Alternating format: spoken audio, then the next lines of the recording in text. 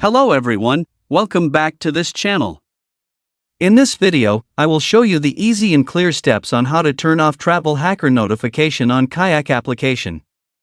So how to turn off travel hacker notification on Kayak application?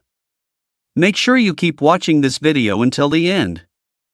Let's get started right away. Firstly, open the Kayak app on your Android device.